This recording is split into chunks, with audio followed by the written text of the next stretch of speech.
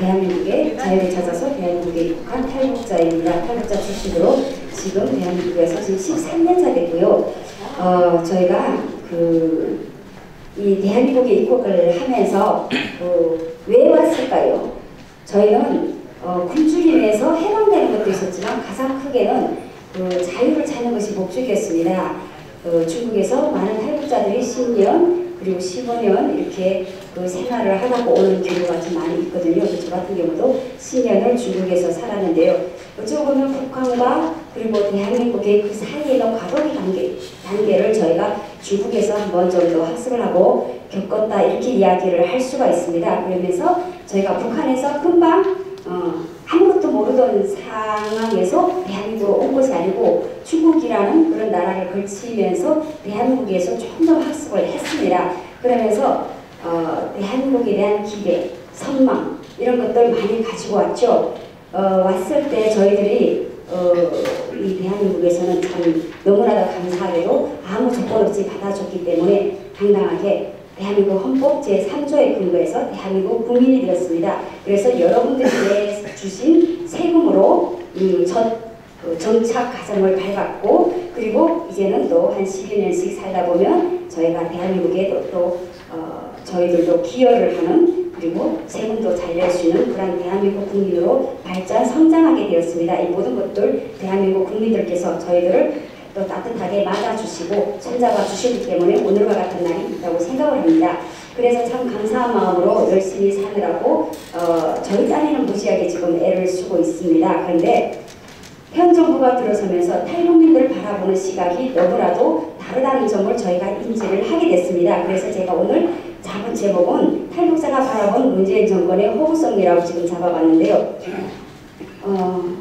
그냥 뭐 저희가 다 주면 좋겠죠. 그렇지만 그 많은 것들 여러분들 다 아시다시피 우리의 혈세, 세금으로 이루어지는 것 아니겠습니까? 노인복지수당 좋습니다. 다 주면 좋죠. 그런데 그 수당 어디서 뽑아서 할까요? 아랫돌 뽑아서 또 위에 걸 뽑아서 아래다 또 보이고 밑에 것도 뽑아서 위에다 보이고 그냥 이런 식으로 맨날 그 구멍막기를 지금 하고 있다는 거죠. 근데 이것이 북한에서 바라볼 때 사회보장이라는 제도가 있습니다.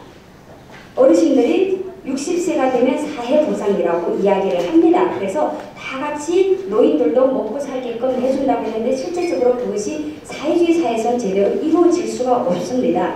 대한민국에서도 주면 좋죠. 청년들 일자리 수당 뭐 주면 좋죠. 또 뭐 대학생들 금방 나왔을 때 돈 주면 좋죠. 직업 없는 학생들 뭐 청년들도 200만 원씩 주겠다고 좋죠. 아동수당 늘리면 좋죠. 다 주면 좋아요. 주면 얼마나 좋겠습니까? 그런데 그 돈을 우리가 어디서 해결을 하냐? 대한민국보다 잘 살던 나라들 있잖아요. 필리핀도 있잖아요. 사회복지 제도를 무진장 퍼주고 하다가 우리보다 더 힘든 나라가 되어버렸잖아요. 근데 그것을 그렇게 외침에도 불구하고 지금 현 정권에서는 그것을 지금 자기네들이 선전용으로 지금 써먹는다는 거죠. 하지만 대한민국 국민들은 지금 눈앞에 보이는 것만 바라보고 다 좋다 생각을 하는데 북한에서 살아본 저희들 봤을 때는 사회주의 분배 법칙의 원리를 지금 가지고 있는 거예요. 그러니까 이것을 심각하게 우려를 하지 않을 수가 없습니다.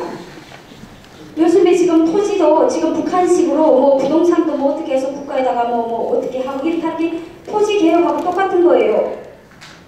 바깥 농민에게 공장과 공장원 일하는 노동자에게 주겠다는 그 원리하고 똑같은 거예요. 말만 조금 좀 바꿨을 뿐이지 그 밑에 팩트를 들여다보면 원리를 들여다보면 지금 북한에서 하고 있는 시스템을 그대로 지금 옮겨온 것이고 북한에서 저희가 고려 연방제를 그렇게 부르짖었는데 여기 오니까 낮은 단계의 고려 연방제를 이야기를 하고 있더라고요. 놀랐어요. 와 어찌 보면 우리가 북한에서 이루고자 했던 그 시스템들이 여기 와서 자연스럽게 이루어지는 것 아니냐 이런 생각을 했습니다. 북한식으로 이야기할 때 저희는 좋아해야 됩니다. 왜냐하면 자본주의 사회에 왔으니까 자본주의 사회에서는 돈이 여러분들이 일하시면 저희들처럼 일하기 싫은 사람들은 그냥 공짜로 얻어먹으니까 좋으니까요. 그런데 그 돈 누가 내야 된다? 제 자식이 내야 되는 겁니다. 결국은 그렇게 되는 거예요. 그래서 이것은 아니겠다. 그런데 학생들이 또 북한에 대해서 찬양을 하더라고요. 얼마 전에 김해에서 작년에 김정은 위임맞이 칭송인가 뭔가 그런 걸 하더라고요. 제가 갔습니다. 저는 가서 왜 김정은을 왜 위인으로 해야 되는지 거기에 대해서 정말 맞불 집회를 했습니다.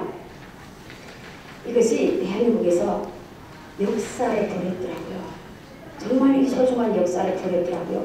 대한민국의 6.25가 언제 되셨습니까? 아직 100년도 안 됐습니다. 100년도 안 돼서 북한에서는 그것을 잊지 말자고 그렇게 이야기를 하고 없는 신천 박물관의 그 사건도 만들어내고 없는 것들도 만들어가지고 교육을 하는데 여기서는 있는 사건도 다 지금 없애버렸다는 거죠. 그리고 학교에서 뭘 교육을 합니까? 종교조가?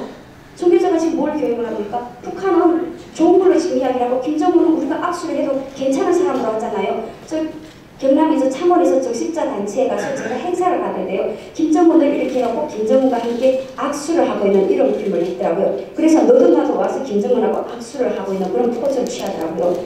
우리가 김정은을 적대시 안 해도 되는 사람으로 서서히 그렇게 우리가 만들어 버린 거예요. 그러면 오라잖아 유영철 때문에 우리가 못 살겠다고 얼마나 지금 석방하면 안 된다고 합니까? 그러면 그 유영철을 내 집에다 드리는 거나 김정은을 우리가 악수를 하면서 같이 공존을 하는 거나 똑같은 원리라고 생각을 합니다.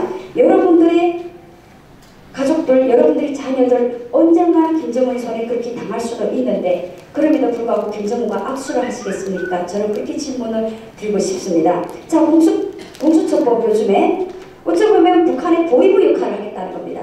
보위부는 김일성이 당의 지시만 받으면 모든 것을 자기 마음대로 이룰 수 있습니다. 군도 장악을 하죠. 경찰도 장악을 하죠. 모든 것을 장악을 한 것이 보위부입니다. 대한민국의 공수처가 그 짓거리 하겠다는 것밖에 더 됩니까? 네, 저는 탈북자로서는 그렇게 이야기를 드릴 수가 있고요. 자, 대한민국 헌법 제3조를 제가 말씀을 드렸습니다. 대한민국 헌법 제3조는 대한민국 영토는 한반도와 그 부속도서로 한다 이렇게 이야기를 하면서 영토뿐만 아니라 인구까지도 대한민국의 잠재적인 대한민국 국민으로 인정하고 있습니다. 요즘에 어떤 사건이 일어났습니까? 탈북자 2명을 안 들으시고 포박을 해서 강제 북송시키는 사건이 일어났죠. 그랬음에도 불구하고 대한민국 국민들 분노를 했지만 일어나지 않았습니다. 왜요? 내 피부에 와닿지 않았기 때문에. 그런데 저희 탈북자들은요 불안에 살고 있습니다. 이 대한민국에서 우리가 자유를 찾아서 살려고 신분 하나를 보장을 받자고 여기까지 왔는데 그 신분이 대한민국 국민이지만 탈북자라는 그 딱지 하나 때문에 우리는 언젠가 북한에서 저 사람들이 우리한테 죄를 지었기 때문에 보내시야 하고 우리는 갈 수밖에 없는 그리고 판문점에다 송환의 집을 만들겠답니다. 그래서 지금 저희가 일어났습니다. 일어나서 지금 정부 총사 앞에서 저희가 단식 릴레이 지금 운동을 하고 있는데요. 자, 그러는 동안에서도 동해안과 서해안을 통해서 해군에서 바로 북송을 또 시켜버리는 사태들이 일어났습니다. 그런데 그 해군 아이들이 몇 살일까요? 다 22살, 23살 군복무를 하는 애들입니다. 우리 자식들도 군복무를 하고 있습니다. 우리 아이가 어쩌면 그 군에서 자기 사촌을 그대로 북송시키는 일도 일어날 수 있다 이 말입니다.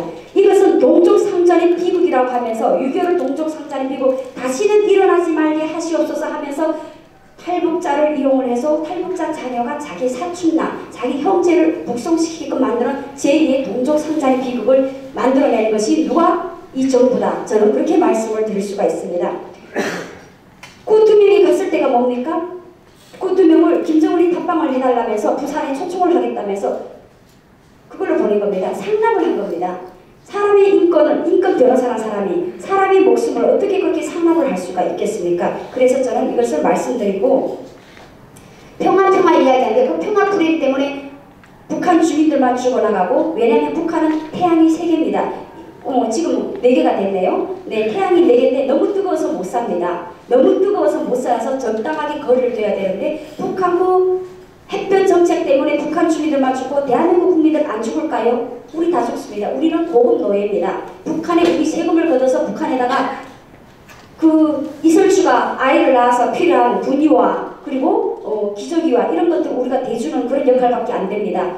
모자 보급보드라고 해서 얼마 전에 통일부에서 75억을 북한에 또 주겠다고 했습니다. 발표를 했습니다. 우리 세금이면 물처럼 물러 들어갑니다. 그럼 여러분들은 고급 노예가 되는 겁니다. 여러분 노예의 삶을 선택을 하시겠습니까? 아니면 자유 대한민국을 수호하시겠습니까? 그것은 바로 답은 여러분들에게 있습니다. 우리가 목숨을 걸고 찾았던 이 자유 대한민국에서 우리는 대한민국을 목숨 걸고 사수를 해야 되겠습니다. 그래서 이 자리에 나왔고요. 평양에서 얼마 전에 총동원령이 내렸습니다. 평양은 아직도 전쟁 중이고 북한은 아직도 전쟁 중입니다.